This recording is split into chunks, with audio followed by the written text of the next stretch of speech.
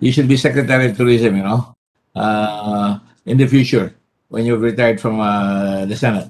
Lousy job po, lousy job. Lousy job. I went through that. As Secretary Romlo, if she has a lousy job, I think she loves it. All right. Are there any other senators present? Si Sherwin kanina, no? Sino ba Secretary natin doon? Hi, Nancy. Claire, are you there? Claire? Charlene?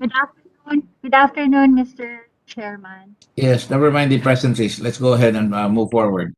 Yes, Charlene. I'm running to stay in place, Um, so So the dami na senators trabaho ko. will I'm enter. running to stay in place. I think my good friend Senator Marcos knows where I'm at right now. I'm between heaven and hell, and I'm happy. Although the work keeps piling up. Charlene, do you have any other senators present? If not, Yes, I'll go ahead. I will Chairman, not wait Senator for Marcos, Senator Gatchalian, and Senator Binay. Senator Gatchalian is there, and Senator Yes. Binay. Probably. Oh, there we go. Yes.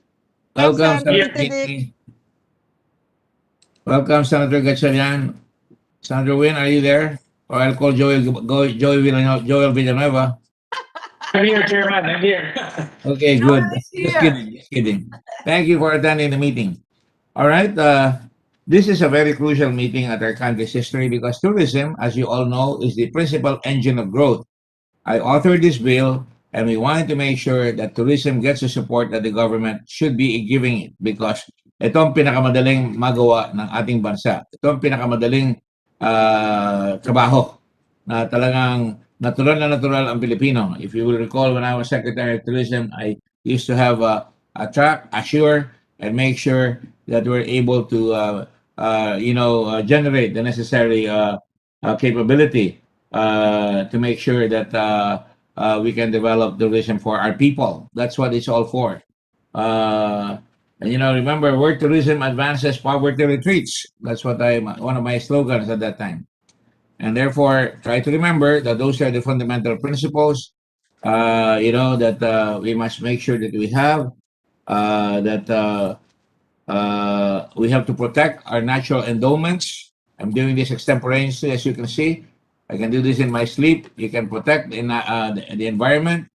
You can make sure that you are able to preserve the environment and make sure that you can profit from the environment. So we are all natural. I'm sure all my fellow senators agree with that statement. We're all natural as a tourism, destination.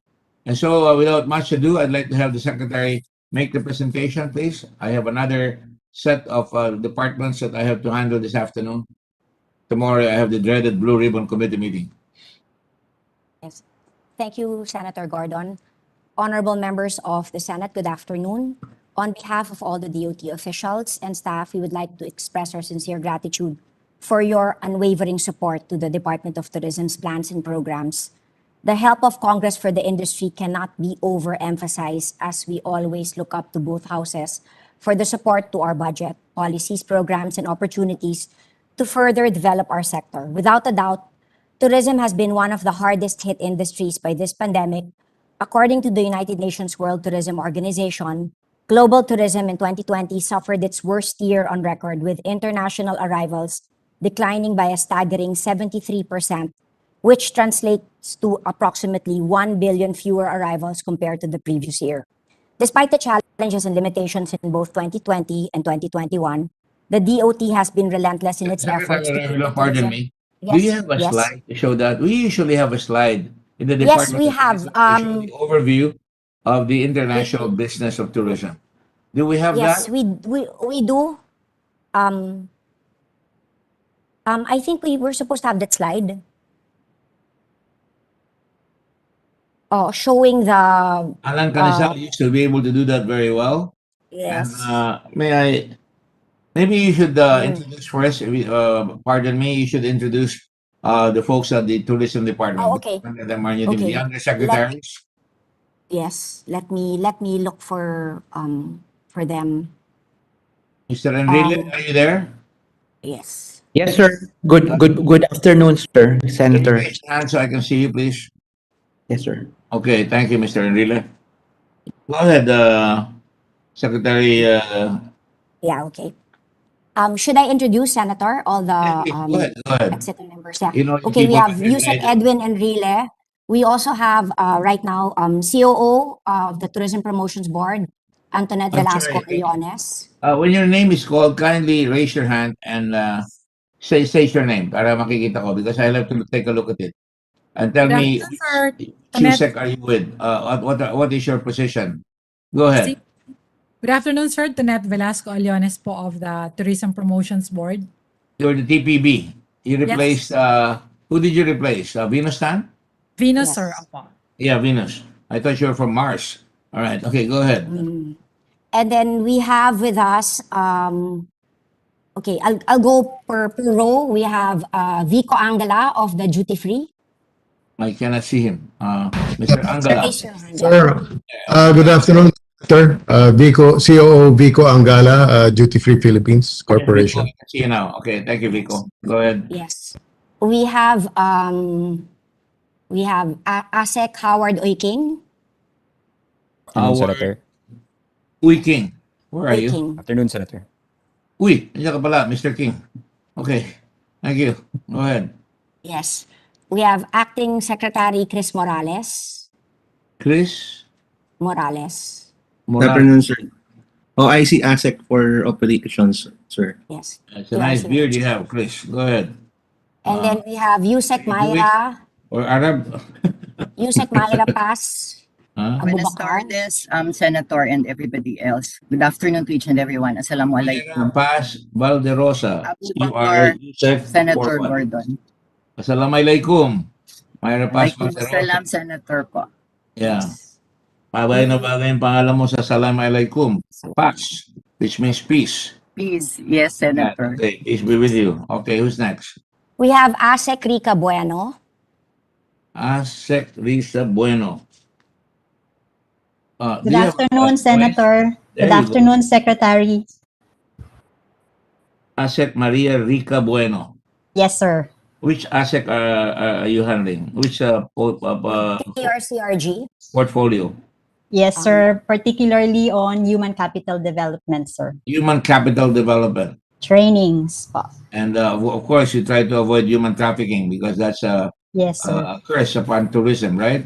Yes, Human- sir. We're very active po sa IACAT, the DOT. I know, you should be. Go ahead. Yes, we have Acting USEC Verna Buensuceso. Verna Buensuceso. Are you related to Ambassador Buensuceso? Where are you, Verna? Hi, sir. Verna, Well, please our raise your families hand. are related through my husband, sir. Oh, Verna, I've not forgotten you. You're still around. Thank you. You've not changed except for the glasses. They're bigger. Okay. Good success to you, Verna. That's your husband pala? You're related to Buensuceso is the brother of the ambassador? Our families are both from Bataan, sir. Bataan. Okay, good. So marami kayong mga anak eh. Tiga Bataan kayo eh. Di ba? Okay, go ahead. Sige, next. Thank you, sir. And then we have USEC Robbie Make Alabado. light of it para di tayo tense. Ako tense na eh. Go ahead. Go ahead, please. We Berna? have USEC Robbie Alabado. Yes, good afternoon, Senator. Good afternoon, Secretary. Forgive me, I cannot see you. What's your name again? Robert Yusek Robbie Alabado. Alabado po. They call you Bob? Bob 3? Robbie na lang po, Robbie. Robbie. Oy, pinabago, pinaganda pa. Robbie. Sige. Roberto po. Robbie. Sige, thank you. Anong hawak mo? Yusek? Right Yusek now, for what?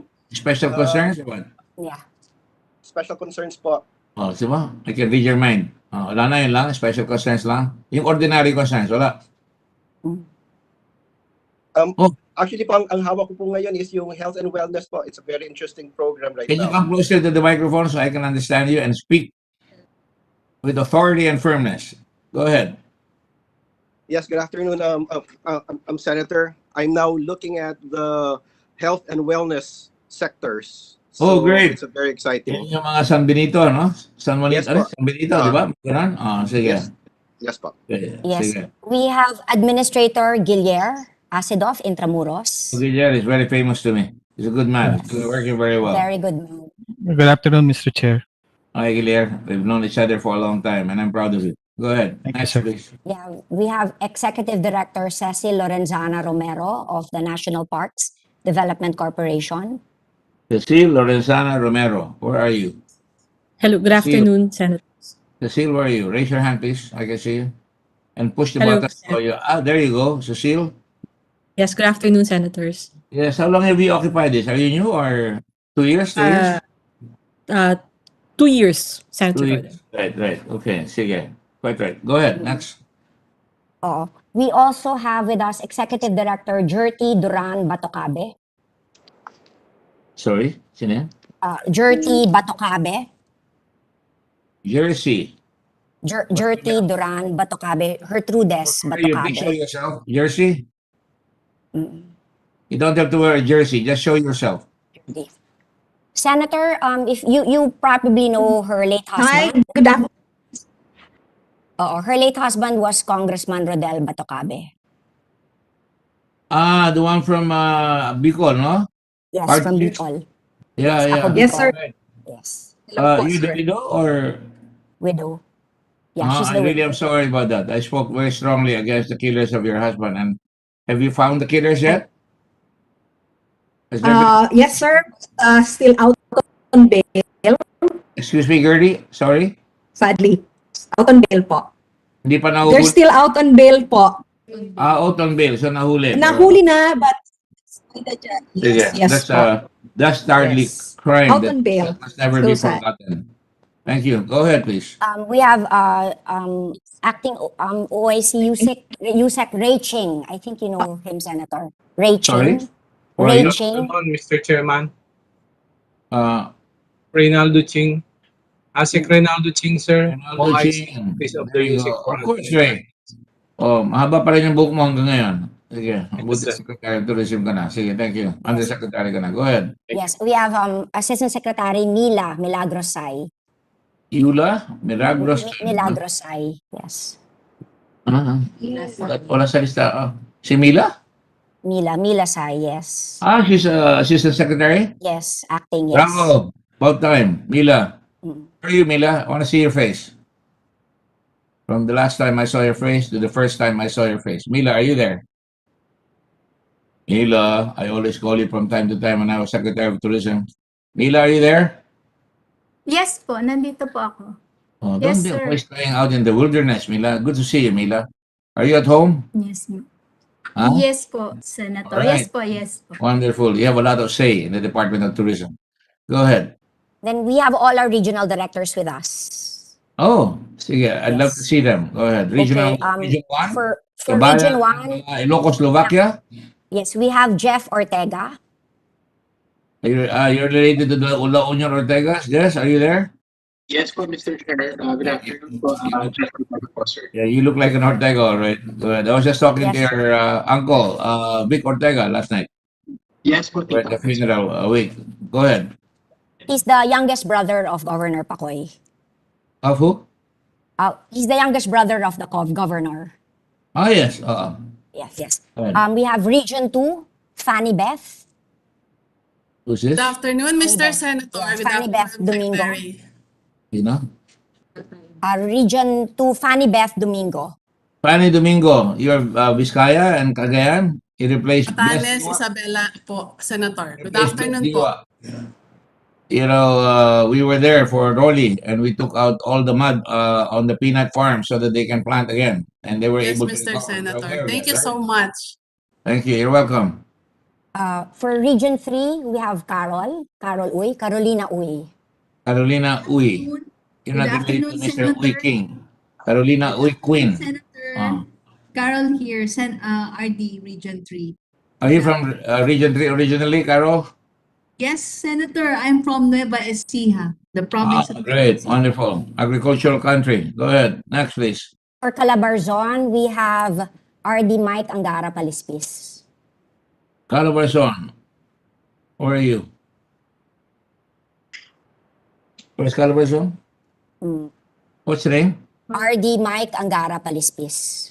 Mark Angara, you don't happen to be related to a certain Angara in the Senate, are you? Is he? Is he? Yes, he So is. that's why he thinks he cannot show up here? Ganun ba yan? No, he's probably the signal, but he's here, Senator. Anak ba ni Kwan yan? Anak ni Congresswoman Angara? No, not the son. Not related to the Angaras? He's related, but he's I'm not sure how he's related, but he's from Baler, Aurora also. Okay. Yeah. Yeah, the hometown of President Quezon. Yes. That's right. Well, can you ask him to show up so we can see him? So Yes. in the future we can please. see him also. Next, please. I'm sorry, Go we ahead. have pala Mark Lapid with us. Of Tiesa, Mark Lapid. Good afternoon po. Another relation of another famous senator here. Okay, Mark. Yes. Former Governor of Pampanga. Good afternoon po sa DOT Okay, family. good. Good afternoon, Sen. Hi, Mark. Good. Sige. Yes. Thank you. Who's next? For region 5, we have with us Regional Director Herbie Aguas. Maray na hapon po, Herbie Aguas po, Bicol Region. Herbie, das marahay na hapon sa Indo Nagabos. Yes po. Your name is Aguas. Are you related to the former registrar of the Ateneo? Marami nagtatanong po, pero mukhang distant relative na po. You better be smart because she's smart as a whip. Yeah. Yes daw po. And you wash your hands every day because of the pandemic, right? Yes po. Yes po. Good. It's a good reminder. Good. Next, please. For Region 6, we have RD Christine Mancinares. Region 6. Senator, good afternoon. Good afternoon, everyone. I'm sorry, I cannot see you.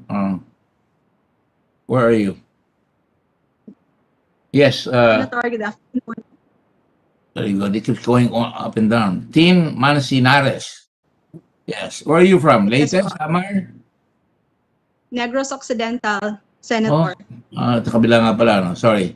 Negros Occidental. All right. Go ahead. For Region 7, we have Shalimar Tamano. Shalimar. Good afternoon, Senator. Good Where are you? afternoon, Secretary. Shalimar. Is that a man or a woman? A man. I didn't know they called men Shalimar. I can't see you. Show your face, please. Push the button. Push video. Yes, sir. Where are you? Shalimar Hofer, and you're not related to the Congressman Hofer in Zamboanga del Norte, or was it right? He's my first cousin, Senator. First cousin. All right. Okay. San Hofer. Why did they call you Shalimar? Shalimar is a woman's name. My mom's name is Marlene and my father Salibada. Pinagdugtong kaya Shali and Mar. That you were not a woman trapped in a man's body. Or litigation. No, sir. Okay, great. Thank you. Next, please. For Region 8, we have RD Karen Chopez. Maupay nga kulop, Senator, from Tacloban City po. There you go. Yes po. Ginawang bahay sa inyo. 30,000 na bahay ang ginawa namin ng request dyan eh. Maraming salamat po. Actually, I was one of those na hinanap nyo during Yolanda. Kasi That's right. That's right. That's right. I was looking for you. Yeah, that's right. Thank you. Now I remember. Thank you, Rosa. Thank you. Yes po. Thank you po. Yes po. For Region 10, we have RD King. RD King. Region 9, is it? Region 9, who's our OIC again? For Region Si 9. OIC Wens. Galeza. Yeah. Galeza, OIC. Wens Galeza. For Region 9. I'm here, Mr. Senator. Where are you? Where? Waving my hand. Wenceslao. Wens ang pangalan mo. Wens Galesa. Wenceslao Galesa, Mr. Senator. Yeah, and they call you Wens. Opo. Wens. Okay. All right. For Region 10, we have RD May Salvania Unchuan. Good afternoon, Mr. Chair, Madam Secretary. May Unchuan. That's right. Yeah. And then May. Go ahead. For Region 11, we have RD Tanya Rabatan. Afternoon, RG? Senator. Where? I don't see her, Secretary. Where is she? RD Tanya. Yes. Yes. Where Good are you? afternoon, Senator. Ako, sige. Tanya Tan. Yeah, Tanya Rabatan, yes. Rabat. Are you a Rabat? Yes po, Senator. You're the daughter of The late Mayor Paquito? Or the Paquito Rabat? Huh? Opo, the late Mayor Luis Rabat, the younger brother of Paquin. Yes, yes. You know, Paquito Rabat or Paquito Rabat, as we called him at the Ateneo. I was in grade school. He was already playing for the Ateneo Blue Eagles. All right? Yeah, that's Yeah. right. Yeah. Good. Okay, next please. Yes. Region 12 is also currently being handled by RD Shalimar. Sorry? Region 12 is also currently handling by Shalimar Tamano because our region went on leave. The OIC went on leave. So it's now Shalimar. under Shalimar also. Tamano. Are you related to Senator Tamano, Mike Tamano? Distant senator. Yeah, okay. Anything else? I think Music Edwin, have I mentioned everybody? We have 17 regions, di ba? Oh, I'm sorry, NCR. I'm sorry, NCR. I'm so sorry. Okay, NCR, we have RD Woodrow Makiling. I'm so sorry. Sec. Good afternoon, I'm so sorry, Mr. RDRR. So, Makiling. Don't worry. Jr. Yes. That's a Good nice afternoon, sir. name. Were you named after President Wilson? Yes, sir. U.S. President Woodrow Wilson, sir. Yeah, okay. What do you know about him? He's the father of public administration. What? He's the father of public administration, sir. Really? Why? I didn't know that. Educate Yeah, me. well, based on my readings, Mr. Senator, he started to Di ba he revolutionize. was the one who made the 14 points after World War I, wanted to create the League of Nations? Yes, it should. Even if you do not know, just answer yes. So, better to, Yes, sir. better to keep quiet if you do not know nothing than to leave no doubt when you see something. Yes, sir. Okay, thank you. Okay, next, Thank you, please. Mr. Senator. Yes, Senator, we have for the car, RD Jovi Ganongan. Good afternoon to Sorry, Senator. Good afternoon, Madam Secretary. Sino? I'm Cordillera Administrative Region po. Yes. Cavite. Ganongan, Mr. Senator. Anong region ka, Iha? Car. Cordillera. Oh, my favorite. Very honest people. Very, very steep in cultural values. Di ba? Thank you, Mr. Senator. Yes, indeed. Yeah. Are you a Kaganay or are you a native or what? Kalinga, Mr. Senator. You're not indigenous. I She is. Huh? Kalinga. Kalinga. Kalinga. Yeah, right. Okay, Yes. great. Okay. Yes. We have Director Wen Sorioso of the PCSSD. I'm asking you all these questions so that I will know because I'd like to know what's happening in the regions. Which region is this now? I think I mentioned RD Region 13, RD King Arena.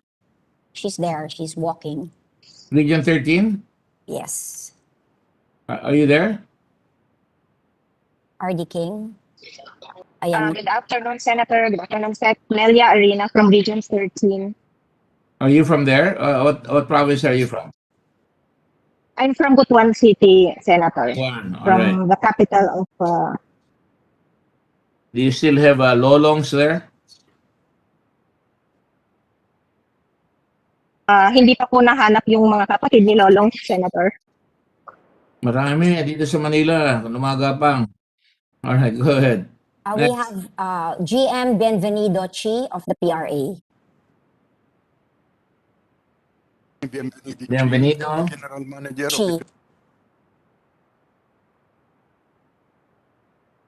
the Chai or Chi? Chi. Good afternoon, Honorable Chairman.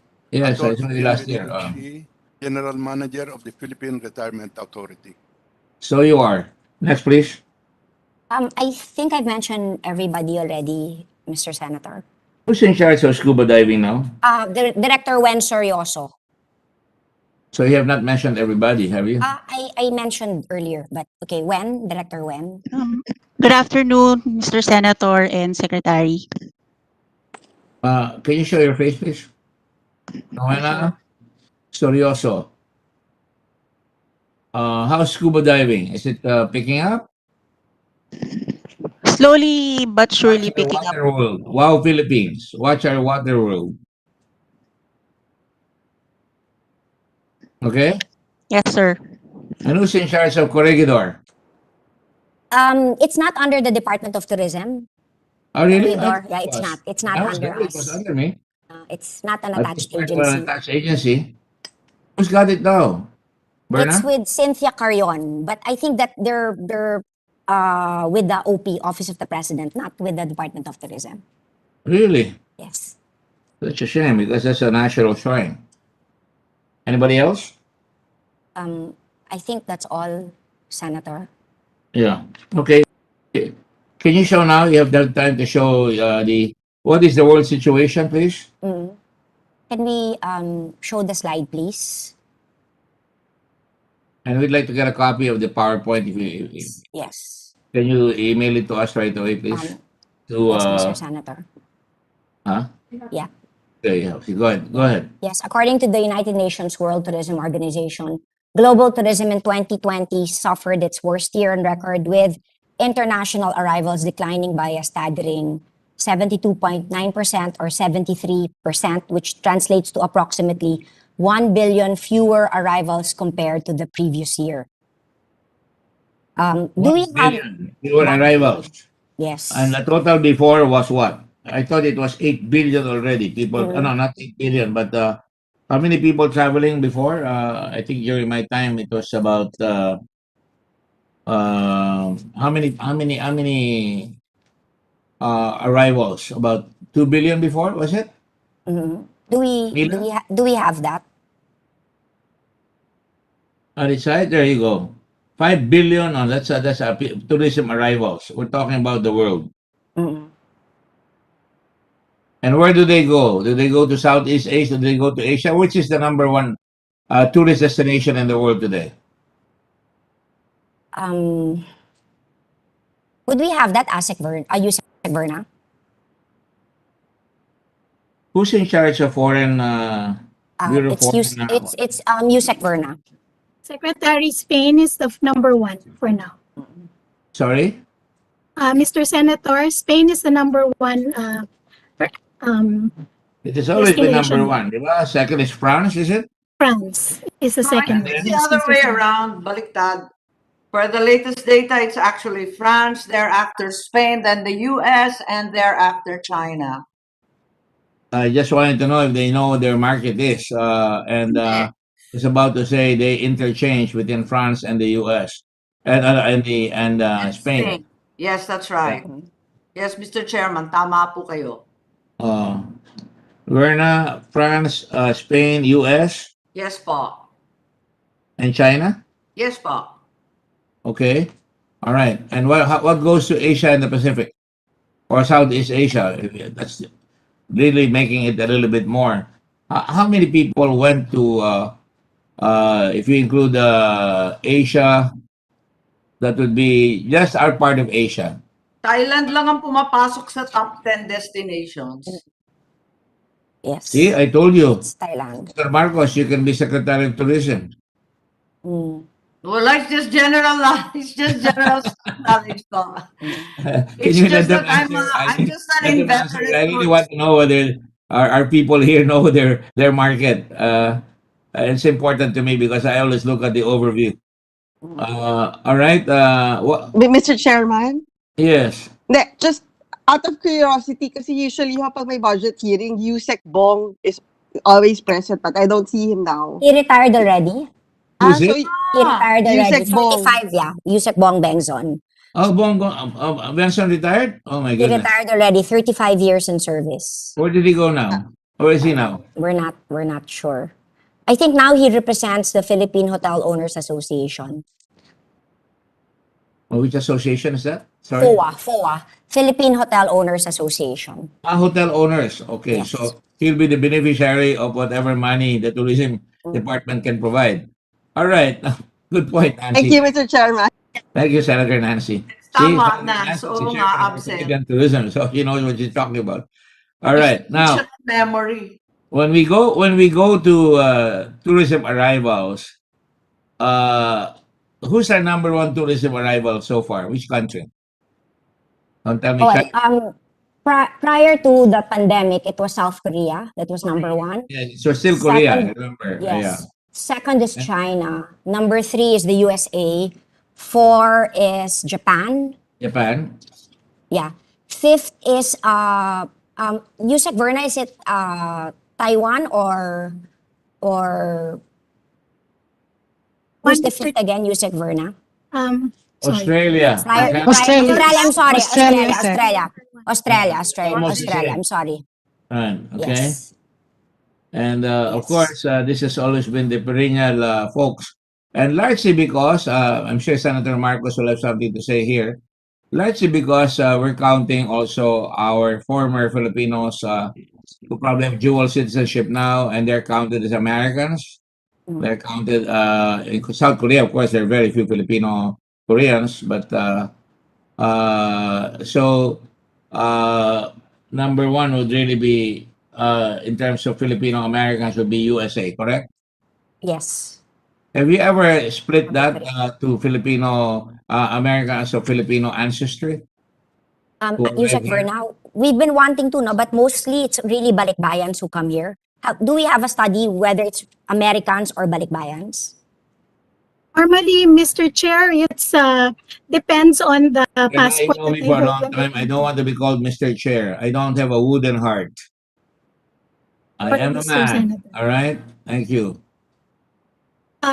What we have are basically based on passports. So this is how we are able to look. We do not have the data on former Filipinos, although we also check with other agencies on. Do you remember our tourism partnership program, our tourism volunteer program, where we asked Filipinos or Americans of Filipino ancestry could bring home a tourist? So we have to find out who they are, wouldn't we? And that's a simple matter of checking in the tourism arrival whether they're of Filipino ancestry. Would that be fair, Mr. Chair. Verna? Sorry. Yes, Mr. Senator. Verna B and Verna B. Yes, Mr. Senator. I think you should try and make that happen because, especially during these times of hardships, we can always rely on the ever reliable balikbayan, especially when, for example, their relatives pass on, they come over. When they're sick, they come on, they come down, right? And how do we count the OFWs? Are they counted separately? They're not counted as tourists, Mr. They're not Senator. counted as tourists. They're not. All right, okay. But I think there should be a separate spot for them because they could also bring friends where they work, right? Like the nurses in Britain or the nurses in Germany, they could bring German friends, right? Or British friends. And I know that for a fact. So it's always good to have that. Would you accept that suggestion, Verna Suceso? Yes. Mr. Senator, we accept your suggestion. Yeah, thank you. All right. Now, having said that, I will go right to the chase. I don't want to keep you here for a long time. You know, numbers are numbers. What are we doing to attract tourists today? Because Singapore and Thailand hasn't seemed to miss a beat. They still have their tourists. How many arrivals in Thailand? How many arrivals in Singapore? Of course, Singapore kind of, it's a, it's what we call a hub, and people pass by overnight and they count them as tourists. But Thailand, certainly, how many tourists does Thailand get? International. Right now for 2021, it's only Phuket that's open in Thailand for tourists. The other places in Thailand are not yet open. Yeah, but how many do they arrive? How many do they get in terms of? Right now, prior to the pandemic, this is. Yes, I'm listening. How many arrivals from? Yusek from the Verna, world prior in to the Thailand? prior to the pandemic, but this is actually 2020. Mr. Chair, on the slide, You Mr. will Chairman, see to you, please. Thailand Thank you. here. Sorry. Mr. Can I- Chairman, please. May I be heard? Mr. Senator, for Thailand, in 2019, Thailand received about 39.92 million tourists. 39.9. And how many are they getting now? In 2020, we have the figure 2020, it's 6.7 million. How many? 6.7 million. 6.7. And how many Yes. arrived in the Philippines of late? For 2020, we only counted 1.4 million because we still have travel restrictions. So far, only balikbayans are allowed to come. We don't allow foreign tourists to come in? Not yet. Not yet, Mr. Chair. I see a lot of them in Siargao. No, they stayed here. They never left. Sorry? They never left. They were here pre-pandemic. So you have how many in the Philippines and you call it the account? See, you count them as balikbayan. If you count January and Feb, January of 2020 to Feb before the lockdown, we had about 1.4 million tourists. So the lockdowns have really hurt us. And how come Singapore seems to have gotten their way? Singapore is not yet open for tourists, Mr. Chair. I don't think so. I think they have. I saw They some. have a quarantine of 2 weeks, but they're open, especially to Hong Kong and other green-lit countries. They just had a temporary lockdown. Pero bukas na sila, and they're collaborating with Hong Kong for no quarantine at all. Yeah. What do you say about that, Secretary Verna? Well, right now, it's really Phuket that's accepting fully vaccinated because they are already fully vaccinated. Well, in Singapore, Yusek Verna, let's get for Singapore. For Singapore, Madam Secretary, basically they have green corridors, but they do not really accept leisure travelers per se. They're based on the green corridors that they have with countries. They're based on what? Green corridors, travel corridors. bubbles. Yeah, the countries that they've green lit, like Hong Kong and Australia earlier, previous to the breakout, and New Zealand, places like that. So they accept them, right? The Australia and New Zealand are still not operational. Yeah, they were temporarily removed kasi nga nagka-breakout. America accepts this. I'm sorry, is it all right to ask about the branding budget since we're already talking about international tourism? You can ask any question. I'm just trying to find out what the overview is. If you'll pardon me, I'm trying to show what the overview is so that we can ask the right questions. Okay. And if you let me finish, if I'll say it right now. Thank you, What about domestic tourism? Are we allowing domestics to travel to Boracay? I know that you're already vaccinating them before they go to Boracay. Is that correct? Yes, Mr. Chair. 73% of the tourism workers in Boracay are already vaccinated. All right. And how many have arrived in Boracay? Do you have a count? Domestic tourism. I only cited international tourism, but in my heart, Verna knows this. In my heart, I've always aimed for the domestic tourism. That's why we did WOW Philippines, to let the Filipino travel to our own destinations, because at that time we didn't even know what was in other provinces. And there's a plethora of that. We got people to know what was in Lawag, what was in Pagudpud. We got people to know what was in Bigan, because they brought it here, where to stay in Bigan, where to stay in Iloilo. We got everybody to know that, and that's when they started traveling. And then Cebu Pacific caught on, and they finally had a lot of promos for domestic tourism. Isn't that correct, Verna? That's correct, Mr. Senator. And we suddenly had, at last count, I don't know if Mr. Canisal is there. I'd like to ask Mike Mila Sai, how many domestic, what was the height of the domestic tourism? I think, somebody told me it was 69 million, even 89 million? 110 million. Sorry? 110 million. 110 million. So practically the whole country traveled? And how much were the receipts? The receipts, wait, I'll look for it. There. I don't really kowtow to figures that are thrown at me. I just want to make sure that we get something back for the buck. Do we still follow what we used to say, the tourism, how do you used to call it, Verna? Tourism account? or something? Satellite account. Tourism Mr. what? Senator. Tourism satellite account. Yeah. Satellite account. That's right. We used to follow that, right? We And are still we do, able to do Mr. that still? Senator. Yes, we still use it. So how much was the panalo sa domestic tourism at the height of 110 million? It was at 3.14 trillion pesos. 3.1 trillion. Yes, in And you know the budget 2019. today, Senator Marcos? Kayo talaga. Oh, no. Di ba? Magkano ang budget natin ngayon? Can you flash, Asekawi? What percent of the budget does tourism get of the 5 trillion budget? Which is really an break the record amount. It's 3.5 billion. 3 trillion. You mean to tell me you had 3 trillion returns from tourism? If I was president, I'd give you a lot of money right away. That's why I made it that tourism is the engine of growth. I'm not saying I'm talking about me. I'm talking about the people who will earn a lot. How many jobs did we generate out of that 3 trillion that you Pre-pandemic, told it was about? 5.7 million. 110 million people traveling? That should generate, there were statistics before. For every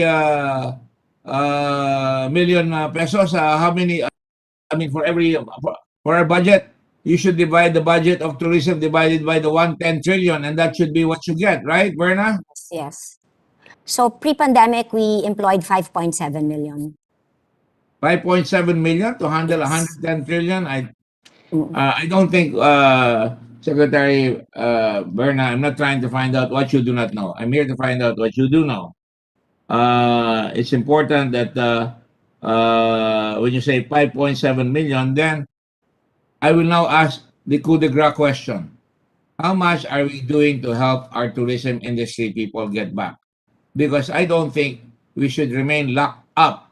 I think we should open up places that we can corral, such as Palawan, such as, and with strict measures for protection. What are your thoughts on that? A lot of our tourist destinations are already able to open under NGCQ. And in fact, with Alert Level 4, the alert level system now, we are allowed to travel from NCR to all the different tourist destinations as long as they are allowing tourists. I have to defend the budget on the floor, right, Senator Marcos? I'd like to give this to Senator Marcos to be defended on the floor because I think she already knows more than me now. But in reality, when I go on the floor, my colleagues are going to ask me all these questions. It may seem embarrassing questions right now, but you have to teach me how to answer. Yes, Mr. Senator. Baka hindi maniwala sa akin na sinasabi nyo 5.7 million. Do you know what that represents in terms of income tax payments? See, that's where our tourism statistics will come from. And when you go to the cabinet, you should be able to tell your president that this is what we contribute, and therefore you should be able to tell your finance secretary and the DBM that you should be given more money. Don't you think they will be convinced? Yes. Mr. Chairman? Yes. Just to add to your question, did they do that? Did they? Yes, we did. Well, I'm glad that Nancy gave the answer. I was trying to be nice. Go ahead. Did they do that? And what did you tell Question by them? Secretary Diba? Binay. What did you ask Senator DBM? Binay, sorry. Oh, no, but based on we're always fighting for our budget. So what we asked for, and that was what's given to us. I am trying to protect your 3.5 budget, billion, Secretary yes. Romulo.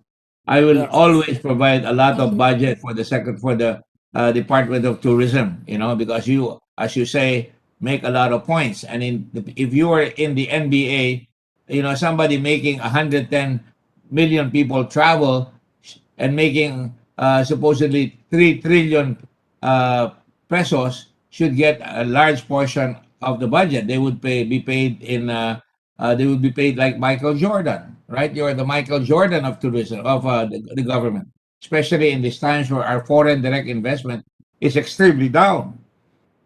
Yes, Senator Marcos, you had a question. You know, I always react to you when you raise your hand. Sometimes I can't give you all the time, but I don't go know if ahead. Is it timely to ask questions on the No, it's budget? timely. I'm already asking you. Go ahead. Are you going to follow through the question that I just asked? I would appreciate that. Because Yes, we have to keep in point. yes, basically, it's the same question that occurs year on year since Secretary Berna sat, and that is the hotly contested 1.5 billion used for branding. We would like to know how this was used in the past, given the rather miserable and quite horrifying figures of 2020. Of course, this has nothing to do with branding and entirely to do with the pandemic. Nevertheless, do you think that this huge amount should really be given to international marketing when we are on everyone's red alert infection list? Yes. But before you answer, that's why, Senator Marcos, I said, my baby has always been domestic tourism. I just want to make sure if tourism in the world has fallen, domestic tourism should not be falling. And that's what I hanged my jacket on when I was Secretary of Tourism, domestic tourism. That's Mr. why Chairman. Yes, go ahead, Yeah, Senator Bilan. just to add dun sa question ni Sen Aimee, siguro it's also good to know what is the need of the industry right now, and can the budget of DOT address those needs? Diba? So baka nga yung budget natin for international branding is better used to help the industry. Even for domestic branding, considering that so many different levels of alert, of lockdown are still in place, domestic branding at this point seems premature and unnecessary. Shouldn't it be better endowed, as previously stated in last year's hearing by our chairman, in product development, new destinations, training in languages for tourism workers, and so on and so forth? That's what I said last year, that you should be preparing. That's why I'm quoting you po. Yeah.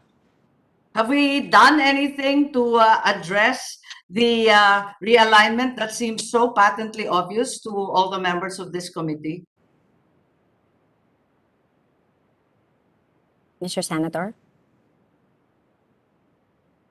What is the answer? What exactly now is the, I'm sorry, there are so many questions ongoing. Simple question. How do you justify a 1.5 billion budget at a time when the Philippines cannot even receive tourists? We are barely welcome in any country given our rates of infection. And we are embarking on this exceedingly expensive branding campaign of 630 million for international marketing when there are hardly any international flights, branding and other supports of 705 million, country-bound brand development of 100 million. Isn't this enormous amount better dedicated